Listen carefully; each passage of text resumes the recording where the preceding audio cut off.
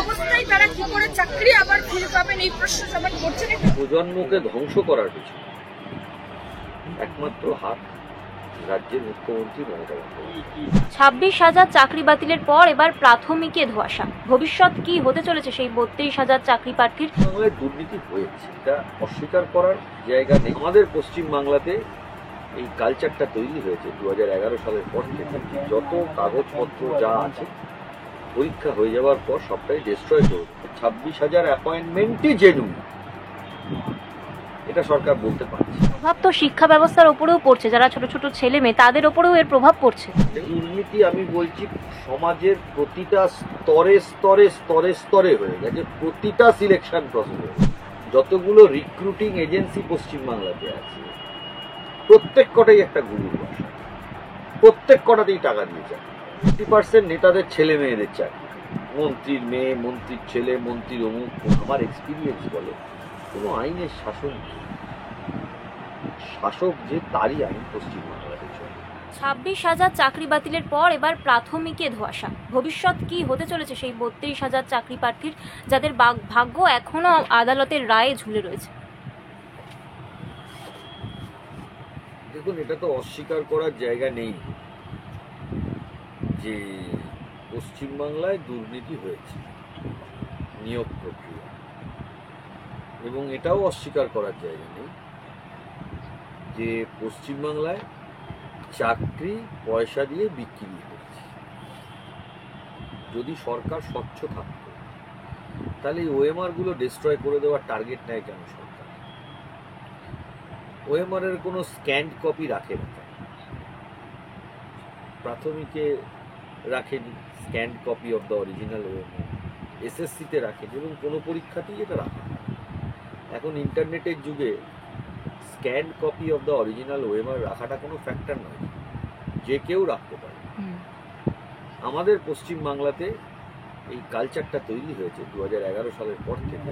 যত কাগজপত্র যা আছে পরীক্ষা হয়ে যাওয়ার পর সবটাই ডিস্ট্রয় করে দেবো, যাতে করে কোনো এভিডেন্স না থাকে।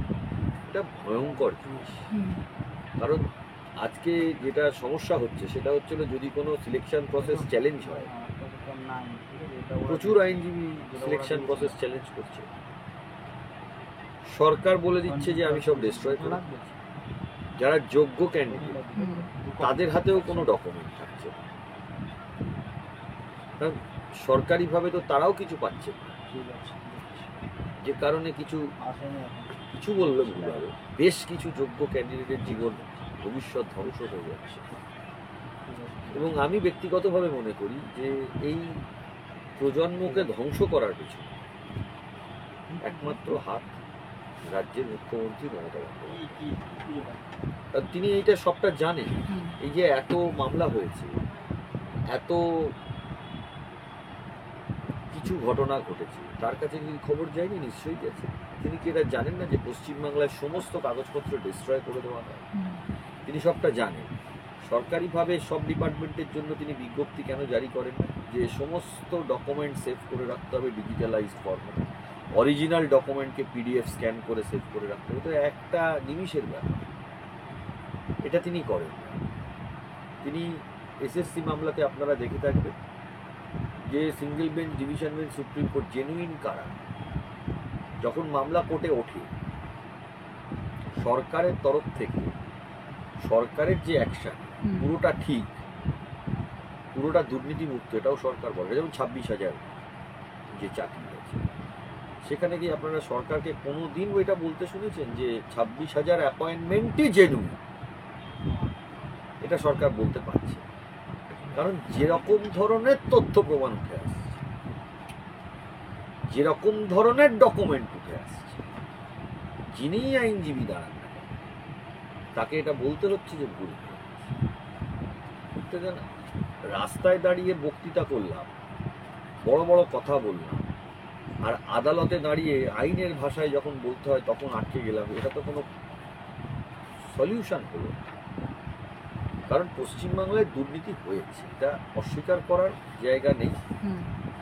সারা পশ্চিমবাংলায় যে কোনো আপনি রিক্রুটমেন্ট প্রসেসে যাবে, যেসব ছাত্রছাত্রীরা পরীক্ষা দেন তাদেরকে জিজ্ঞেস করবে, তারা যদি পরীক্ষায় উত্তীর্ণ না হতে পারেন, সে যদি তার ডকুমেন্ট এবং সবার ডকুমেন্ট চায়, আমি মনে করি এটা তার অধিকারের মধ্যে পড়ে, রাইট টু ইনফরমেশন একটা থাকবে, কাউকেই সেটা দেওয়া হয়।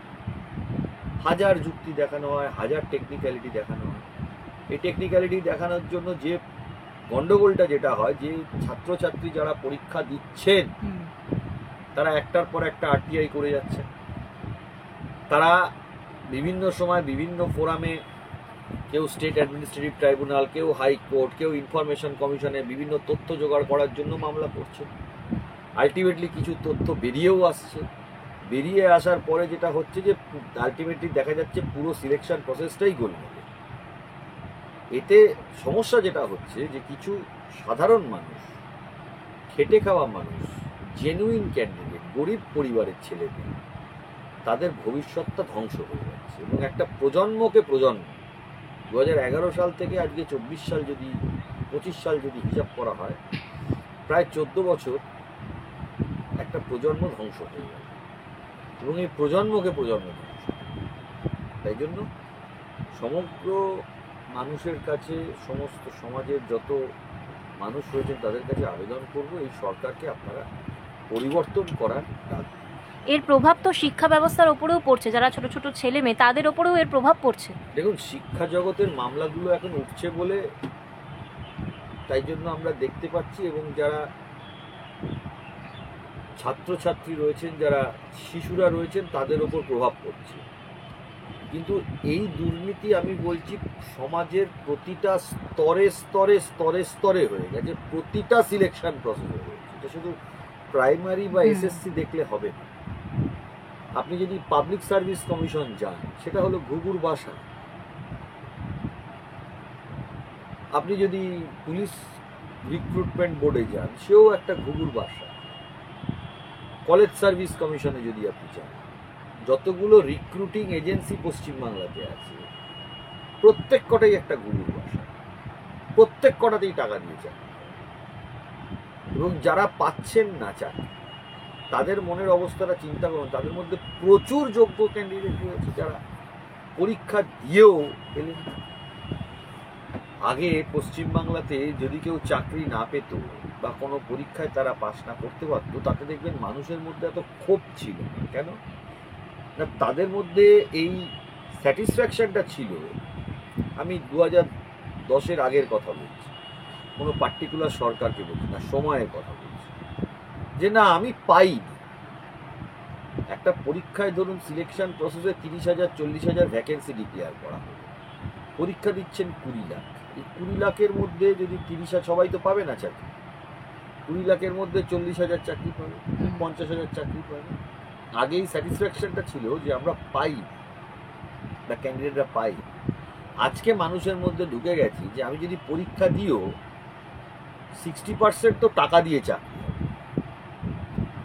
আর 20% নেতাদের ছেলে মেয়েদের চাকরি। মন্ত্রীর মেয়ে, মন্ত্রীর ছেলে, মন্ত্রীর অমুক, মন্ত্রীর তসুক, 60, 70, 90%, 80% এখানে বেরিয়ে গেল। 60 আর 20, আর 20 ভাগ হচ্ছে হলো আপনার জেনুইন ক্যান্ডিডেট। মানে টাকা দিয়ে চাকরি হওয়ার যে বিষয়টা, এটা একদম পশ্চিমবাংলাতে একবারে পুরো প্রতিটা সিলেকশন প্রসেসে প্রত্যেকটা জায়গাতে এটা দাঁড়িয়ে গিয়েছে। এইটার বিরুদ্ধে আমরা লড়াই করছি। এই এসএসসিকে আমরাও যে অভিযোগ করেছি, আমরা কি পুরো 26,000-কে নিয়ে অভিযোগ করেছি? না, অভিযোগের লক্ষ্যমাত্রা বা অভিযোগের মাত্রাটা আমাদের 10,750টা ক্যান্ডিডেটের ওপরই ছিল। অভিযোগ করছি এই 10,750-কে ডিফেন্ডে দাঁড়িয়ে রাজ্য সরকার তো বলতে পারতেন যে এই 10,750-এর মধ্যে 5,000 এরা জেনুইন, আর 5,000 এরা ফাইল, আর বাকি 10,750-এর বাইরে তারা জেনুইন। রাজ্য সরকারের তরফ থেকে কিন্তু এই স্ট্যান্ড কোর্টে নেওয়া হয়নি। এখন দেখুন, আইন অনেকে বোঝেন, আদালতের প্রসিডিং অনেকে বোঝেন। এখন তাদের মধ্যে বাজারে অনেক রকম ন্যারেটিভ, অনেক কিছু দিয়ে দেওয়া হয়, যার জন্য আজকে সাধারণ মানুষের একটা প্রজন্মকে পুরো ধ্বংসের মুখে চলে গেল। খুব খারাপ লাগে পশ্চিমবাংলার জন্য। আমার মতে মুখ্যমন্ত্রী মমতা বন্দ্যোপাধ্যায় পদত্যাগ করা উচিত। আমি জানি উনি চেয়ারকে ভালোবাসেন, তাই পদত্যাগ করবেন না, তাই মানুষকে দায়িত্ব নিতে হবে। পশ্চিমবাংলাকে এই জায়গা থেকে যাওয়া থেকে, এই অধঃপতনের দিকে যাওয়ার থেকে বাঁচাতে হবে। যে কোনো রাজনৈতিক দল, দেখুন আজ আজকে একটা রাজনৈতিক দল আছে, কাল একটা রাজনৈতিক দল থাকবে, পরশু আর একটা রাজনৈতিক দল থাকবে, কিন্তু রাজ্যটা তো চলতে হবে আইন মেনে। এ রাজ্যে আমার দেখা বা আমার এক্সপিরিয়েন্স বলে কোনো আইনের শাসন নেই। শাসক যে তারই আইন পশ্চিমবাংলাতে চলে।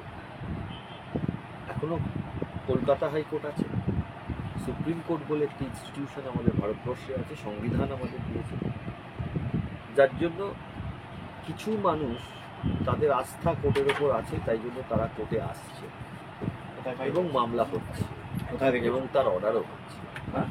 এইটা নিয়ে আমরা লড়াই করছি, আগামী দিনেও আমরা পশ্চিমবাংলাকে পরিবর্তন করার জন্য।